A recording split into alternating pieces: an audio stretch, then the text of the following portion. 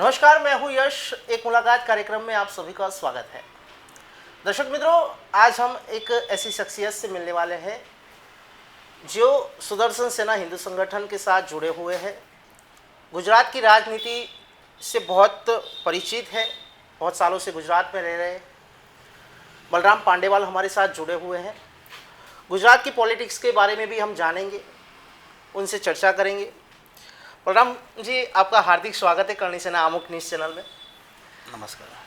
बलराम जी, आपके जो नाम है वो किसने रखा? क्योंकि पहले तो मेरे को नाम बलराम, जो कृष्ण जी का भाई है बलराम, उनके नाम से जुड़ा जाता है, और एक सेना जो सुदर्शन, जो कृष्ण भगवान का जो चक्रव्यूह है, उनका नाम भी सुदर्शन है। क्या कहेंगे? देखो, सुदर्शन सेना तो नाम तो अभी पड़ा है, नाम तो बचपन से ही रखा है, घर वालों ने रखा है। अब उन्होंने क्या सोच के रखा है वो तो वही जाने।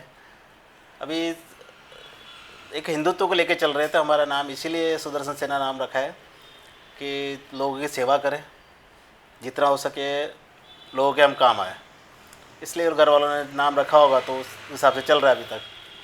बलराम भाई, सुदर्शन सेना बनाने का ये जो संगठन है, कहाँ से ख्याल आया आपको और किस तरह से वो आगे बढ़ेगी? सुदर्शन सेना जो हमारा है, हमारे राष्ट्रीय अध्यक्ष है श्री महेश यादव, उनसे मिले हम, उनसे मिलके उनके विचार समझे, हमारे विचार उनसे मिले कि हम जो करना चाहते हैं तो उनके भी वही विचार के यही करना है। तो उन्होंने कहा, हमसे बातचीत हुई, हमारी मीटिंग हुई कि इस तरह लोग तक हमारी सामाजिक जो सेवाएं हैं लोगों तक पहुंचनी चाहिए, कि हम लोग किस तरह उन लोगों के टच में आएंगे। कुछ एक नाम दिया जाए, हमारी ये जो हम समाज सेवा शुरू की है तो लोगों को एक नाम दिया जाए। कि नाम देने के लिए फिर हमने बोला, गठन किया कि सुदर्शन सेना एक नाम देते हैं। उस नाम दे के हमने हमारा संगठन शुरू किया है कि लोग तक पहुँचे, लोगों को न्याय मिले, कोई इससे छूट ना जाए। कई बार होता है किसी को न्याय नहीं मिलता है, तो उसके लिए सुदर्शन सेना, हमारा एक ही विचार है, सबका साथ सबका विकास, सुदर्शन सेना सबके साथ। अच्छा, मैं ये जानना चाहता हूँ, आप जो सुदर्शन सेना के गुजरात प्रदेश के महामंत्री हैं, सुदर्शन सेना किस किस तरह से लोगों को मदद करती है? क्या काम है सुदर्शन सेना के, उसके बारे में सुदर्शन सेना का मुख्य काम है लोगों की सेवा करना। कई लोग हैं जो जिनको न्याय नहीं मिलता है, कभी पुलिस स्टेशन जाते हैं, उनको न्याय नहीं मिलता, एफआईआर नहीं लिखी नहीं जाती, उनकी सुनी नहीं जाती, या उनको नॉलेज नहीं है। कानून का नॉलेज होना बहुत ज़रूरी है, जो लोगों के पास है नहीं। शिक्षा नहीं दी जाती है, किसी भी स्कूल या यूनिवर्सिटी में कभी भी कानून के बारे में पढ़ाई नहीं होती है।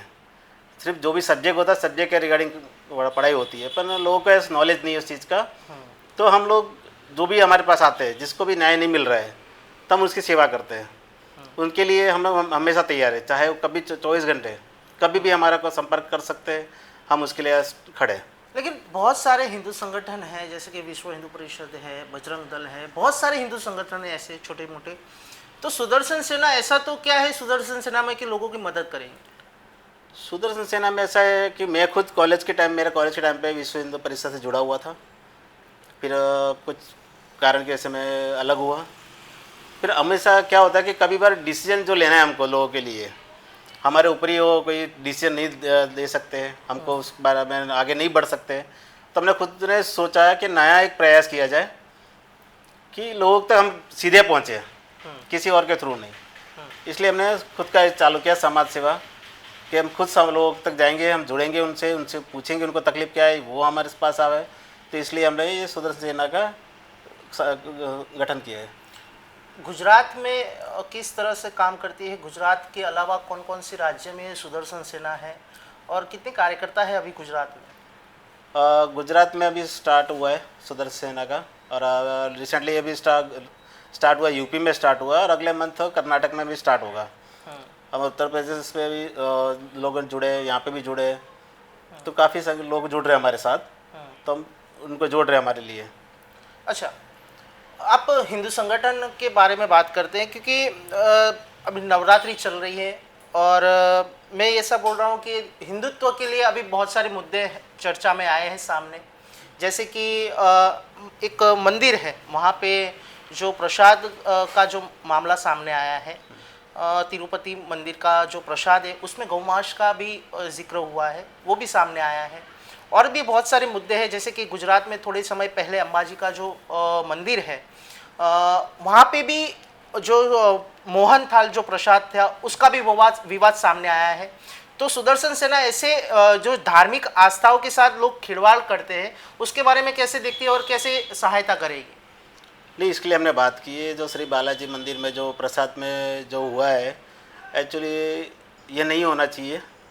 आज लोगों के आस्था के साथ खिलवाड़ किया जा रहा है। ये हमने उसके लिए भी बात की है आगे। जो वहाँ पर जो ट्रस्टी है, जिन्होंने भी ये प्रसाद का काम जिन्हें दिया है, वो हिंदू नहीं है, क्रिश्चियन लोगों को दिया हुआ है। तो हमारे आस्था के साथ ये खिलवाड़ किया गया है, तो बिल्कुल गलत है। ऐसा नहीं होना चाहिए। अगर हिंदू मंदिर है तो वहाँ हिंदू के हाथ में संगठन पूरा संचालन होना चाहिए। मुस्लिम लोगों का है तो वहाँ का मुस्लिम लोगों के हाथ में संचालन होना चाहिए। क्रिश्चियन है तो क्रिश्चियन लोगों के हाथ में संचालन होना चाहिए। जो जो धर्म के मंदिर है, जिनकी जो आस्था है, वो उन्हीं लोगों के हाथ में होना चाहिए संचालन, तो सही तरह से होता है। बाकी किसी और रिलीजन के हाथ में देते हैं हम कुछ भी कार्यक्रम के लिए, तो वो उसमें गड़बड़ी होती है। ऐसा नहीं कहता हूँ कि लोग नहीं करते, करने वाले जानबूझ के करते हैं या अनजाने में हो जाए। पर जो प्रसादी का जो है मुद्दा, ये बहुत जो भी हुआ है बिल्कुल गलत हुआ है। लोगों के आस्था साथ खिलवाड़ हुआ है, ये नहीं होना चाहिए। हम लोग उसी प्रयास में कि दोबारा ऐसा नहीं होगा। बलराम जी, आपने गुजरात की राजनीति बहुत करीब से देखी है, बहुत साल से गुजरात में रह रहे हो आप। क्या लगता है गुजरात में, क्योंकि अभी जो किस्से आ रहे हैं, महंगाई है, क्योंकि नरेंद्र मोदी जो प्रधानमंत्री है हमारे देश के, वो भी गुजरात से बिलोंग करते हैं। 15 साल उन्होंने गुजरात में राज किया, विकास के कार्य किए। कैसे देखते हैं गुजरात की राजनीति को? गुजरात की राजनीति में नरेंद्र मोदी साहब बहुत अच्छा काम किया उन्होंने। अभी विकास हो रहा है, पर किसी एक इंसान के प्रयास से मैं नहीं बोलता कि पूरा देश चलेगा। उनके नीचे दूसरे भी लोग हैं, सांसद है, सांसद नीचे जो भी लोग आते हैं, अपना कार्य करते। हर एक इंसान को अपना कार्य अपनी जवाबदारी के हिसाब से अपने तरीके से करना पड़ेगा। कि कोई भी इंसान अपनी जवाबदारी से पीछे हटेगा तो वहाँ पर ही गड़बड़ होती है। हम लोग अगर नया संगठन बना के इसलिए चल रहे हैं क्योंकि हम लोग कई बार देख रहे हैं कि नहीं, बीजेपी अच्छा काम कर रही है, नरेंद्र मोदी ऊपर से लोगों की सहायता कर रहे हैं, किसानों के लिए सहायता मिल रही है, हो रही है, पर कितनी बार नीचे लोगों को सहायता नहीं पहुँच रही है। अभी देखा जाए ई श्रम कार्ड में अलग अलग स्टेट वाइज कुछ स्टेट में उसकी सहायता मिल रही है, जबकि गुजरात में नहीं मिल रही है। अब तो महंगाई का भी एक मुद्दा है। महंगाई का मुद्दा ऐसा है, जितना देखो अदर स्टेट में, देखो राजस्थान के जो गैस के सिलेंडर है वहाँ पे अलग प्राइस है, मध्य प्रदेश में, और रेवड़ियाँ बांटी जा रही है हर स्टेट में, चाहे किसी की भी सरकार हो, चाहे बीजेपी की हो या कांग्रेस की हो या आम आदमी पार्टी की हो या कोई भी पार्टी की हो, रेवड़ियाँ बांटी जा रही है। लेकिन बहुत गुजरात के जो मुद्दे हैं, क्योंकि अभी एक सर्वे के अनुसार पूरे देश में अगर आपको गुजरात में रहना है तो 45,000 आपको चाहिए, यानी कि 45,000 रुपीज़ चाहिए आपको गुजरात में अगर रहना है तो क्या लगता है गुजरात इतना महंगा हो चुका है क्या? हाँ, महंगाई बढ़ रही है। हम भी उसका विरोध करते हैं कि नहीं, इतना महंगाई नहीं होना चाहिए। कि लोग आज एजुकेशन के पीछे बहुत पैसा जा रहा है लोगों का। एजुकेशन में सरकार को बहुत देखना पड़ेगा। प्राइवेट इंस्टीट्यूट इतने महंगे हो गए, फीस इतनी महंगी हो गई है, लोग कमाते हैं उससे ज़्यादा बच्चों की पढ़ाई में जा रहा है। महंगाई बढ़ती जा रही है, ट्रांसपोर्ट के लिए या पेट्रोल की महंगाई के लिए, जो भी है उस हिसाब से महंगाई बढ़ती जा रही है। उस पर सरकार को उसकी विचारणा करनी पड़ेगी, कुछ ना कुछ सोचना पड़ेगा सरकार को इसके लिए कि महंगाई को कम नहीं हो रही तो उसको कंट्रोल कैसा किया जाए, किस तरह महंगाई को हम कम कर सकते हैं या रोक सकते हैं महंगाई बढ़ने से पहले। और एजुकेशन इतना महंगा हो रहा है, उसके पीछे लोग पैसा, आधे से ज़्यादा लोगों का पैसा एजुकेशन पीछे जा रहा है। जो एजुकेशन सरकार को इसके बारे में, एजुकेशन के बारे में सोचना चाहिए कि एजुकेशन इतनी महंगी ना हो। हालांकि उसमें एक पार्टी भी अभी गुजरात में नहीं आई है, उनके गुजरात के 5 विधायक, आम आदमी पार्टी तो बोल रही है कि शिक्षा, चिकित्सा सब महंगी, सस्ती होनी चाहिए, फ्री होनी चाहिए। तो क्या लगता है आपको कि देखो जैसे कि अभी गुजरात में कांग्रेस विपक्ष में है, लेकिन वो एकजुट नहीं है, विपक्ष मजबूत नहीं है। क्या लगता है आम आदमी पार्टी गुजरात में क्या अपनी सरकार बनाएगी अगर मोदी नहीं है तो? मोदी नहीं है तो सरकार बनाएगी नहीं बनाएगी, हर एक के पीछे एक बड़ा चेहरा होता है। बीजेपी में नरेंद्र मोदी का चेहरा है, अगर पीछे कौन खड़ा है लोग नहीं देखते कि हाँ सरकार को वोट देती है। अगर आम आदमी पार्टी का सही काम कर रही है तो उसको भी वोट मिलेगी। जैसे अभी केजरीवाल का किस्सा हुआ, शराब घोटाले में पकड़े गए। अगर इसी तरह की अगर छवि बनती है तो आम आदमी पार्टी का लगता नहीं कि आगे कुछ फ्यूचर हो या भविष्य हो। उनके पीछे भी अगर गुजरात में कोई खड़ा है तो उसके लिए अच्छा चेहरा चाहिए, उनके साफ सुथरा कैरेक्टर होना चाहिए सबसे पहले तो, कि आप कितने साफ सुथरे, आपके ऊपर इल्ज़ाम लग रहे हैं, आप कोर्ट जा रहे हो, जेल जा रहे हो, तो लोग भरोसा नहीं करते उस पर, तो उसको आपको सुधारना पड़ेगा। अभी जिसको बिठाया है दिल्ली की सरकार में, आप देखिए दिल्ली में जिनको बनाया है सीएम, ऑलरेडी आतिशी जिनको बनाया अभी सीएम, वो ऑलरेडी वो आतंकवादी लोगों के सपोर्ट में लोग कहते हैं, अफजल गुरु के उसमें उन्होंने सपोर्ट किया, उनके फांसी के विरोध थे उन लोग। अब ऐसे लोग आप बिठाओगे सीएम की कुर्सी पे तो लोग आगे अदर स्टेट में क्या छवि गिरेगी, लोगों को पता है। अगर दिल्ली में लोग नहीं मान रहे, वो लोग सपोर्ट कर रहे हैं, तो अदर स्टेट में तो उनको पता है कि भाई आम आदमी पार्टी कैसे आएगी वहाँ पर, वो जल्दी कोई आ नहीं सकेगा इसमें। देख, कश्मीर में भी अभी जो चुनाव हुए 1-2 दिन पहले ही रिजल्ट आया, कश्मीर में भी 1 सीट आई आम आदमी पार्टी की, गुजरात में 5 विधायक है, पंजाब में उनकी सरकार है। तो क्या लगता है आपको? देखो अभी जो क्योंकि कश्मीर में इतनी छोटी पार्टी है और इतने कम समय में बहुत ज़्यादा उन्होंने ग्रोथ किया है। नहीं, अच्छी बात है, हर पार्टी को विपक्ष के लिए खड़ा होना चाहिए, क्योंकि ऐसा जरूरी नहीं कि बीजेपी अगर सरकार में है सिर्फ कांग्रेस खड़ी हो या नेशनल कांग्रेस खड़ी हो। मैं चाहता हूं कि हर स्टेट में हर पार्टी विरोध में खड़ी हो। जहाँ गलत हो रहा है तो उसके लिए हर कोई विरोध कर सकता है। अगर देश पे कोई बात आती है तो सबको संगठन एक होना पड़ेगा। विपक्ष ऐसा नहीं, अगर देश में कोई दूसरी बात, अभी लेटेस्ट अगर किस्सा लेते इजराइल का विपक्ष सरकार के साथ जुड़ गई। हमारे देश में क्या हो रहा है, विपक्ष लोग हैं, अगर सरकार कुछ कर रही है, आतंकवादी को मार रही है, तो विपक्ष वाले उनसे सबूत मांगते हैं सेना से कि भाई आप सबूत दो कि आपने किया है कि नहीं किया है। वो ट्रस्ट ही नहीं कर रही सरकार पे, सरकार के सपोर्ट में नहीं है, वो अलग ही वे में जा रहे हैं। पर कांग्रेस की सरकार में भी जब सेंट्रल गवर्नमेंट में 2000 आप बात करें 2001 में मनमोहन जी की जो सरकार थी, जैसे कि 26/11 हुआ मुंबई में आतंकवादी, तभी भी आर्मी ने अपना काम किया था। आतंकवादी तभी भी पड़ रहा था, भारत में घुसनखोरी चल रही थी, तभी भी हमारे जो जवान हैं उन्होंने आतंकवादियों का खात्मा किया था। अंदर ताज होटल में जाके, नरीमन जो हाउस है वहाँ पे जाके भी स्ट्राइक की थी। ऐसा नहीं है कि नहीं की, कि मोदी सरकार के या बीजेपी की सरकार के आने के बाद ही ये सब हुआ है। नहीं, उन्होंने किया, अच्छी बात है। सेना हर तरीके से हर तरीके से सेना खड़ी है, पर विपक्ष उस समय इनके सरकार के टाइम पे किसी ने सबूत नहीं मांगे कि भाई आपने किया तो सबूत दो। पर अभी जो सरकार के लिए, जो सरकार जो भी काम करती है, जो भी सेना करती है, विपक्ष हर चीज़ का सबूत मांगती है। अगर सेना जब कर रही है तो सही कर रही है। अभी लेटेस्ट में देखो, जो भी रिजल्ट आया बीजेपी का, जो कश्मीर में, जम्मू कश्मीर में जो रिजल्ट आया, आदमी पार्टी की सीट आई है, बीजेपी की जिन्होंने सोचा तो उससे ज़्यादा सीटें आई है उनकी। तो कहीं ना कहीं फर्क, उनको ट्रस्ट है गवर्नमेंट पे कि भाई इन्होंने 370 का जो मुद्दा था उनको क्लियर किया है कि सरकार सही है, तभी तो उनको उतनी सीटें मिली। उन्होंने उम्मीद से ज़्यादा उन्होंने सीटें मिली है। हरियाणा में उनकी सरकार आई है, उनकी सीटें आई है ज़्यादा बीजेपी की। पर मोदी के चेहरे पे ही ये इलेक्शन लड़ा जाता है हर स्टेट में। अब मोदी के बाद बीजेपी के अलावा कौन है? अब किस चेहरे को पीएम देखते हैं? विपक्ष इतना है मजबूत नहीं, विपक्ष मजबूत नहीं है कि उस पर कोई ट्रस्ट कर सके। मोदी जी की जब तक सरकार है, जब तक वो है, बीजेपी का तो ये है कि वही पीएम रहेंगे उनके लिए। उनके बाद अगर कोई आता है तो कई सारे नाम है जी, जैसे योगी जी का नाम लोग सजेस्ट करते हैं, या फिर अमित शाह हो, गृह मंत्री जो अभी फ़िलहाल है, तो शायद वो हो सकता, कोई भी हो सकता है। वो उनकी पार्टी का मुद्दा है, वो लोग किनको करते हैं, किनको चेहरा लाते आगे, वो बात की बात है। पर अभी तो फिलहाल जो नरेंद्र मोदी काम कर रहे हैं, तो हमारे माननीय प्रधानमंत्री बहुत सही काम कर रहे हैं, हम उसके करते हैं। पर उनके नीचे जो भी काम हो रहे हैं वो कई जगह पे मैं देख रहा हूँ कि गलत हो रहा है। आप मानते हो? हाँ, मैं मानता हूँ वो गलत हो रहा है। सरकार कर रही है सही, नीचे जो होना चाहिए, नीचे बॉटम लाइन पे जो होना चाहिए वो गलत हो रहा है, वो नहीं होना चाहिए। अगर हम लोग का मुद्दा, अगर गरीबी, उनका कहता है कि सरकार चाहती है कि भाई गरीबी हटनी चाहिए, अनाज मिलना चाहिए, फ्री में अनाज मिल रहा है, हम वो भी देखते हैं भाई अनाज फ्री में मिल रहा है तो उनकी सुनी भी जाए। ऐसा नहीं कि खाने को दे दिया, उनकी जो तकलीफ है वो भी तो सुनो।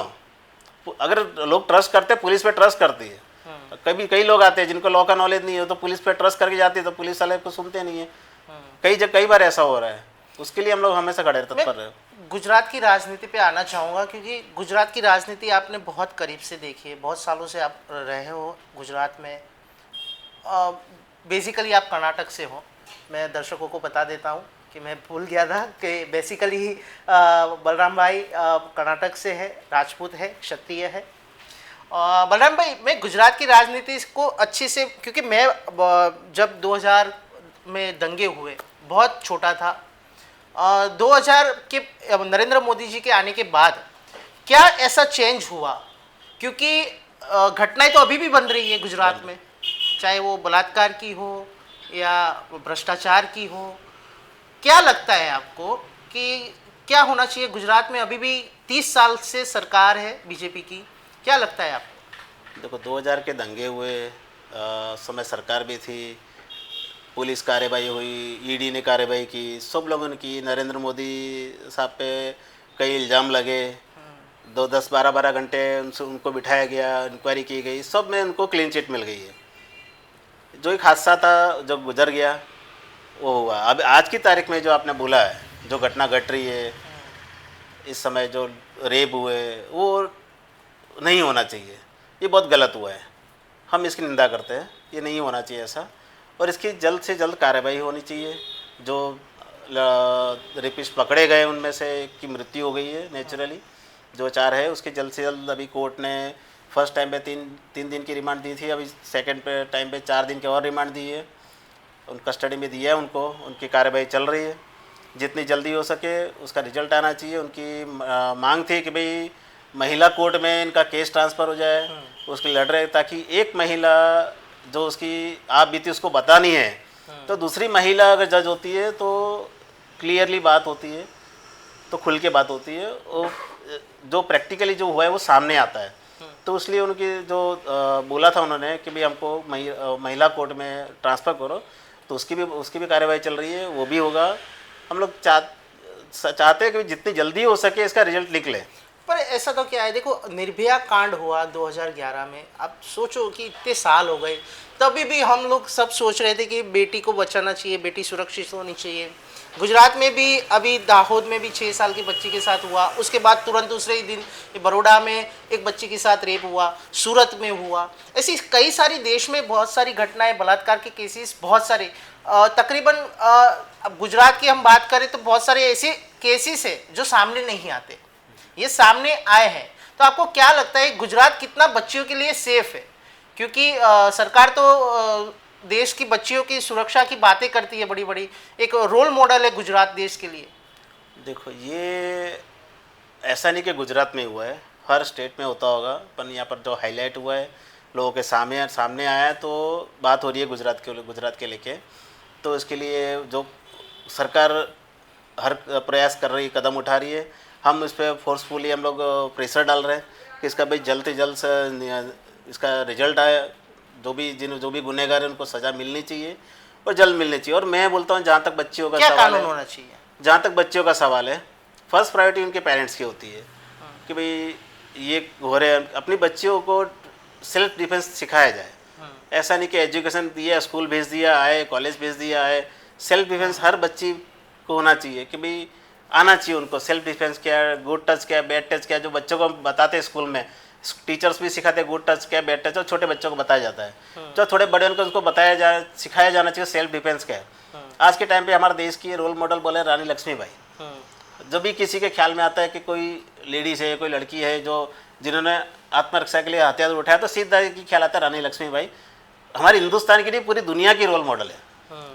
हम चाहते हैं कि हर एक लड़की में रानी लक्ष्मीबाई होना चाहिए, कि मजा ले कि कोई किसी को हाथ लगा दे। पेरेंट्स की सबसे पहले ये जवाबदारी आती है कि वो अपने बच्चे को इस तरह तैयार कर रहे। दूसरा एजुकेशन पे आता है कि स्कूल में सिखाया जाएगा सेल्फ डिफेंस क्या है। जबकि मैंने देखा है कई स्कूल में सेल्फ डिफेंस नहीं बताया जाता है, सिर्फ रटा सब्जेक्ट पढ़ा दिया, वो अपनी जिम्मेदारी से हाथ खंकर लेते हैं। ये गलत चीज़ है। इसलिए मैं एजुकेशन पे इसलिए ज़्यादा ये जोर देता हूँ मैं, ताकि हर एक स्कूल से हो, घर से हो, हर तरह से बच्चियों को सेल्फ डिफेंस सिखाना चाहिए, बताना चाहिए कि हम लोग क्या कर सकते हैं। देखो इसमें जो भी अभी रेप केस हुए, जितने रेप हो रहे हैं अभी, मैंने रिसेंटली हमने बहुत इसके पीछे हमने डीप में उतरे हम, तो हमको पता चला ये ज़्यादातर सब जो भी हो रहा है नशे की वजह से हो रहा है। हाँ। जितने रेप हुए सब नशे की हालत में, जितने भी पकड़े गए उनका रिपोर्ट्स आगे जितने भी ये हुए सारे के सारे नशे में पकड़े गए। नशा बहुत गलत चीज़ है। हम कहते हैं कि गुजरात नशा मुक्त प्रदेश है, जबकि ऐसा है नहीं। वो सिर्फ कागज़ पे अच्छा लग रहा है। हम प्रैक्टिकली चाहते हैं, मैं एक फ़ोन करूंगा कि मुझे या मेरे घर बैठे बैठे मुझे दारू चाहिए, विदेशी दारू मेरे को घर बैठे मिल जाता है, होम डिलीवरी होती है, अदर स्टेट में नहीं होती है, यहाँ हो रहा है। अदर स्टेट में जो इतना दारू का बिक्री हो रही है उससे ज़्यादा गुजरात में हो रही है। ड्रग्स भी आए दिन गुजरात ड्रग्स भी आए दिन गुजरात में पकड़े जाते हैं। तो हर्ष संघवी तो बड़े बड़े गृह मंत्री बातें कर रहे हैं देखो गुजरात इसीलिए में।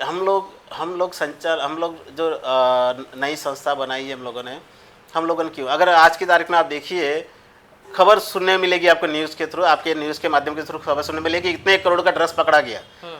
जब भी ऐसी न्यूज़ आती है इतने करोड़ों का ड्रग्स पकड़ा गया, ओके पकड़ा आपने सब किया, आगे का रिजल्ट क्या वो किसी को पता नहीं। कौन उसका मालिक था, करोड़ों का ड्रग्स था, कोई ना कोई बड़ी हस्ती होगी इसके पीछे, कोई ना कोई बड़े लोग होंगे। कई केसों में तो बलराम भाई ऐसे भी सामने आया कि बीजेपी के कुछ कार्यकर्ता या नेता शामिल थे।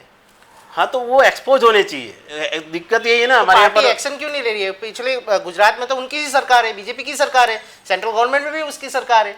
एक्शन होना चाहिए, मैं नहीं बोलता एक्शन नहीं होना चाहिए। बीजेपी हो, कांग्रेस हो, आम आदमी पार्टी हो या कोई भी किसी भी पार्टी का कोई भी बंदा हो, एक्शन हर कानून से बढ़ के दुनिया में हमारे हिंदुस्तान में कोई बड़ा नहीं है। कानून से बड़ा कोई नहीं है, चाहे वो सीएम हो या पीएम हो। कानून से बढ़ के हमारे यहाँ पर कोई, हमारा जो संविधान है उसके हिसाब से जो भी कार्यवाही होती है वो सबके लिए बराबर होना चाहिए। हम उसी लिए लड़ते हैं क्योंकि बड़े लोग कुछ ना कुछ काम करके वो उन पर कार्रवाई नहीं होती है और न्याय नहीं मिलता है। छोटे लोगों को न्याय नहीं मिलता, गरीबों को न्याय मिलता नहीं है। बड़ा इंसान अगर जेब में उसके पास पैसा है तो न्याय के लिए लड़ेगा, उसके पास कुछ भी गलत हुआ न्याय के लिए लड़ेगा। गरीब इंसान का जाएगा। हम लोग का यही प्रयास रहता है कि भाई हर किसी को न्याय मिले।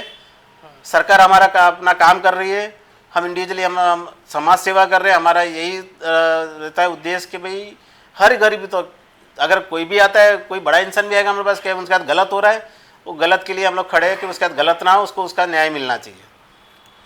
आने वाले समय में गुजरात में इलेक्शन है, बहुत सारे जिला पंचायत और विधानसभा भी बहुत जल्दी आने वाली है, उसके बाद तुरंत ही क्या मुद्दे रहेंगे? क्योंकि गुजरात की राजनीति पूरी अलग है।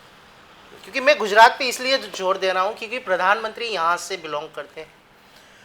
अभी जो बारिश हुई, कई शहरों में बाढ़ की परिस्थिति बन गई, जैसे कि बड़ौदा है, सूरत है, वहाँ पे पब्लिक ने बीजेपी के जो नेता थे, वहाँ के जो स्थानिक कॉरपोरेटर हैं, उनको नकारा है पूरी तरह से। क्या लगता है 2027 में आते आते लोकसभा का जो इलेक्शन आएगा, बीजेपी को कुछ नुकसान होगा? नहीं, इसमें देखो जो भी कुदरती आफत है, ये जो भी हुआ है कुदरती कब क्या आ जाएगा कोई भरोसा नहीं होता है। वडोदरा में ये हुआ, गुजरात में जो इतना भारी नुकसान हुआ है इस बार, और ऐसा नहीं कि गुजरात में हुआ, पूरी दुनिया में हुआ है। अमेरिका में आज की तारीख में देखो, कल अमेरिका में, महाराष्ट्र में भी हुआ, महाराष्ट्र में हुआ है, सब जगह। गुजरात में लेकिन हुआ है, मैं गुजरात की आंध्र प्रदेश में हुआ है, बहुत नुकसान हुआ है। जो यहाँ पर जो हुआ है, आप कहते हैं कि कॉरपोरेटर जो भी सांसद है वहाँ पर उन्होंने जायजा नहीं लिया है। उस समय जो भी न्यूज़ में चला है उस समय कोई नहीं पहुंच पाया, बाद में सारे लोग पहुंचे यहाँ पर। इनका यही प्रयास, मैं तो सरकार से यही कहता हूँ कि उस समय अगर नहीं जा पाते तो बाद में जाइए, वहाँ पर सर्वे कीजिए किसका कितना नुकसान हुआ है, उसकी भरपाई होनी चाहिए।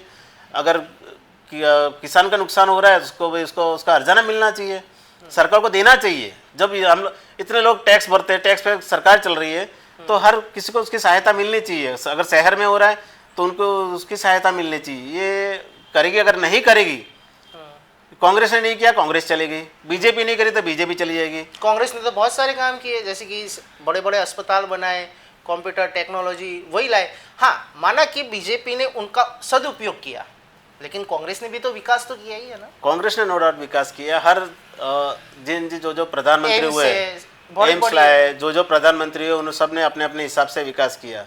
बराबर आज के टाइम पे हिंदुत्व को लेके बीजेपी चल रही है। अभी राम मंदिर बनाया, राम मंदिर वहाँ पे तो हार गए, वहाँ पर हार गए, लोगों को उकसाया गया, लोगों को कुछ गुमराह किया गया है कि उनकी दुकानें, उनके घर कुछ वहाँ से टूटे, कुछ करने के लिए स्पेस चाहिए था, तो कुछ वहाँ पर कुछ लोगों को गुमराह किया गया है, इसलिए ये ऐसा हुआ है। ऐसा जरूरी नहीं कि बार बार ये ऐसा होगा। वो एक ही जगह पे हुआ है ऐसा, बाकी जगह पे तो बीजेपी वहाँ पे जीती है। क्या कारण रहा, जैसे कि अभी आपने बताया कि राम मंदिर के बारे में आपने बताया, ये जो चुनाव गए लोकसभा के राम मंदिर पे ही फोकस था, राम मंदिर का शिलान्यास हुआ, लेकिन वो बीजेपी हार गई, वही सीट हार गई। क्या कारण रहा? देखो, पहले सबसे पहले मैं बता दूँ, जो राम मंदिर जो बनाया है, बीजेपी सरकार या देश की किसी सरकार ने नहीं बनाया है। ये राम मंदिर का ट्रस्ट है, भक्त लोग जो हिंदुत्व लोग लेके चल रहे हैं, हिंदुत्व जो संस्थाएं होगी, जिन्होंने उनके पर्सनल पैसे से बनाया, गवर्नमेंट के पैसे से ये मंदिर नहीं बना है। बीजेपी ने उद्घाटन किया, ये प्राइम मिनिस्टर है, उनको बुलाया, सारे सरकार के सारे अनुयायी जो लोग सभी लोग आए, सरकारी आए, उद्घाटन किया, सब उन्होंने किया लोगों के लिए। इस लोगों की आस्था जुड़ी है। हिंदू धर्म हिंदुस्तान में सबसे बड़ा धर्म माना जाता है। अदर दूसरे भी धर्म के लोग हैं, हर तरह के लोग हैं हिंदुस्तान में, और सबको हर तरह अपना धर्म के लिए कोई पूजा आस्था करने के लिए कोई किसी चीज़ की रोक टोक नहीं है हमारे देश में, तो वो कर सकता है। राम मंदिर तो अभी बन गया, अभी कहा जाता है काशी मथुरा बाकी है। देखो, क्या काम क्या चल रहा है। कहेंगे सुदर्शन सेना किस तरह से देखती है? काशी मथुरा का भी काम चालू है, यहाँ गुजरात में द्वारका का भी काम चालू कर रहे हैं, सोमनाथ का भी काम चालू हो रहा है। अब कि सोमनाथ का तो, द्वारका का तो इसका चालू हो चुका है। देखो, धर्म का प्रचार करना कोई गलत चीज़ नहीं है। हम नहीं कहते कि कोई भी पार्टी कांग्रेस कर रही है या बीजेपी कर रही है, आम आदमी पार्टी कर रही है। धर्म को लेकर देखो, धर्म से लोग जुड़े हुए हैं, उस लोगों की आस्था जुड़ी है धर्म के साथ। हम किसी धर्म के खिलाफ नहीं है। लोग अपना अपना धर्म जो भी मानते हैं वो कर सकते हैं। उसके लिए सरकार ऐसा नहीं कि भाई राम मंदिर, बीजेपी सरकार ने, लोगों की गलत फहमी है कि बीजेपी सरकार ने राम मंदिर बनाया, तो ये गलत है। लोगों ने अपने पैसे से बनाया मंदिर, ये किसी गवर्नमेंट ने नहीं बनाया। एक मुद्दा और भी चला था देश में, वक्फ बोर्ड का। कैसे देखती है सुदर्शन सेना वक्फ बोर्ड को? कैसे न्याय दिलाएगी? क्योंकि बहुत सारी ऐसी जगह है जो कई सारे लोग बोल रहे हैं कि वक्फ बोर्ड की वजह से बहुत सारी जगह हड़प लिए हिंदुओं की। क्या करेगी सुदर्शन सेना? किस तरह से देख रही है? हमारी सेना भी उसके लिए जांच कर रही है। हमारे सेना में भी हमारे वकील लोग हैं जो रखे उसके लिए कामकाज कर रहे हैं, पूरी डिटेल और निकाल रहे हैं। लोग चाहते वक्फ बोर्ड का फैसला गवर्नमेंट जो भी देती है, बल्कि जगह हिंदू की है, मुसलमान की है, जो कागजी कार्रवाई जो भी होगा वो मान्यता दी जाएगी। देखो, हिंदुस्तान हिंदुओं का सनातन देश रहा है शुरुआत से अभी तक। बाकी धर्मों का पीछे से आए हुए सब कन्वर्ट हुए, वो आप कह सकते हो। सबकी अलग अलग अपनी अपनी परिभाषा होती है, देखने का नज़रिया होता है, कौन अपने धर्म को किस तरह से देखता है। हमारा सनातन धर्म शुरुआत इसी से हुई है दुनिया की, हम ये मानते हैं। तो वक्फ बोर्ड बहुत बाद में आया है। जब ये अंग्रेज़ों के शासन से पहले मुसलमानों का शासन था, उस समय जो भी कागजी दस्तावेज हुए, कार्रवाई उस समय उन्होंने जो भी किया है, वक्फ बोर्ड उसी चीज़ को लेके आज भी बैठा हुआ है कि ये ज़मीन हमारी है। जबकि आधे से ज़्यादा ज़मीन सरकार के पास भी गई है, लोग ने खरीदी हुई भी है, उनके घर बने हुए, कई जगह अस्पताल बने हुए, कई जगह स्कूलें बनी हुई है। आज वो दावा कर रहे हैं कि ये हमारी है। दस्तावेज ये तो सरकार पे डिपेंड करता है कि वो लोग दस्तावेज किस तरह से चेक करेंगे, क्या है उसका तर्क निकालेंगे कि सही है। तो इल्ज़ाम लगाना, कोई भी बोल देगा कि ये ज़मीन मेरी है, कोर्ट में जाएगा, वो लोग फैसला लेंगे कि भाई दस्तावेज कब किस टाइम के हैं, किन्होंने बना के दिए है, वो सब डिटेल निकाली जा रही है। अभी वो निकलेगा बहुत जल्दी, इसका डिटेल निकाली जाएगी, परिणाम निकलेगा इसका। प्रधानमंत्री बोल रहे हैं कि एक चुनाव एक देश की बात चल रही है अभी सभी जगह। क्या लगता है आपको? देखो, इन्होंने जो बोला एक देश एक चुनाव, ये होना चाहिए। हम भी इसका समर्थन करते हैं। क्यों करते हैं? देखो, आज बोल रहे हैं कि महंगाई इतनी ज़्यादा है, तो महंगाई क्यों है? हर दूसरे दिन इलेक्शन हो रहे हैं। इलेक्शन का पूरा बर्डन हर आदमी, हर एक इंसान पे आ रहा है। उसका जो भी खर्चा होता है गवर्नमेंट के पैसे से इलेक्शन लड़े जाते हैं, जो भी खर्चा होता है इलेक्शन के पीछे करोड़ों रुपए खर्चा हो रहा है, तो खर्चा कहाँ से, वो पैसा कहाँ से आता है? जहाँ आम आदमी का पैसा है, वो किसी कोई फाइनेंस नहीं कर रहा, दूसरा कोई देश नहीं देने आ रहा है हमको, हमारा ही पैसा है, हमारा पैसा ही तो इससे इलेक्शन लड़ा जाता है। पूरा खर्चा जो भी होता है हमारा ही पैसा है, लोगों का पैसा है, चाहे वो गरीब हो। ऐसा बोल रहा है कि अदानी अंबानी दे रहे, नहीं, ये अदानी अंबानी उद्योगपति की सरकार है, उद्योगपति की सरकार है, कोई कुछ ही बोल सकता है। अभिव्यक्ति की आज़ादी का बोलने का अधिकार सबको है, आप भी कुछ बोल सकते हो, मैं भी बोल सकता हूँ। अगर कोई केस करता है, हम तो पत्रकार है, हम तो पूछेंगे, आप पूछेंगे, विपक्ष हो या सरकार हो, पूछेंगे, आप पूछ सकते हैं, तो उसके सामने वो लोग बोलेंगे भी, कुछ भी बोल सकते हैं। अपने देश में ऐसा कुछ नहीं है। अच्छा, एक आखिरी सवाल, क्या सुदर्शन सेना आने वाले चुनावों में लड़ेगी? ऑफकोर्स, अगर हम जो सोच रहे हैं कि सरकार, बीजेपी सरकार जो है अभी गुजरात में, वो जिस तरह काम कर रही है, हम उसका हम भी उसकी प्रशंसा करते हैं कि कई सही काम करती है, कई जगह पे काम नहीं होता है सही। तो अगर लोगों के साथ न्याय नहीं मिलेगा, उनको कुछ भी दिक्कत आ रही है, उसका सॉल्यूशन सुना नहीं जाएगा, तो अगर ज़रूरत पड़ती है सेवा के लिए, देश की सेवा के लिए, तो सुदर्शन सेना इलेक्शन भी लड़ेगी आने वाले टाइम पे। हमारे अभी 2 स्टेट में हमारी सुदर्शन सेना तैयार है। अब कर्नाटक में हम करने जा रहे हैं अभी आगे, फिर धीरे धीरे अदर स्टेट में भी जाएंगे। अगर अब लोगों को अगर सेवाएं मिल रही है, जो गवर्नमेंट दे रही है, वो मिलनी चाहिए। ऊपर कागज़ पे लिखा जाता है कि पूरा कि हाँ ये सेवाएं दे रही है, पर बॉटम लाइन पे जब आके देखते हैं नीचे, तो सेवाएं नहीं होती। हमको दिक्कत उसी चीज़ से, जो बोला जा रहा है वो मिलना चाहिए। जी बिल्कुल, आप हमारे साथ जुड़े बलराम भाई, बेस्ट ऑफ लक, सुदर्शन सेना आगे बढ़े। तो ये थी बलराम पांडेवाल, सुदर्शन सेना के गुजरात प्रदेश के महामंत्री। आशा रखते हैं कि गुजरात में खूब प्रचार प्रसार हो, बहुत सारे लोगों के लिए जो नहीं लड़ सकते उनके लिए खड़ी हो। आने वाले समय में चुनाव है, देखते हैं क्या चुनावों का परिणाम रहेगा। और जिस मुद्दे पे बात किया, जिस तरह से जो मुद्दे थे, जो सारे गरीबों के हैं, गरीबी के हैं, विकास के हैं, उन सारे मुद्दों पे सुदर्शन सेना क्या करेगी वो देखेंगे।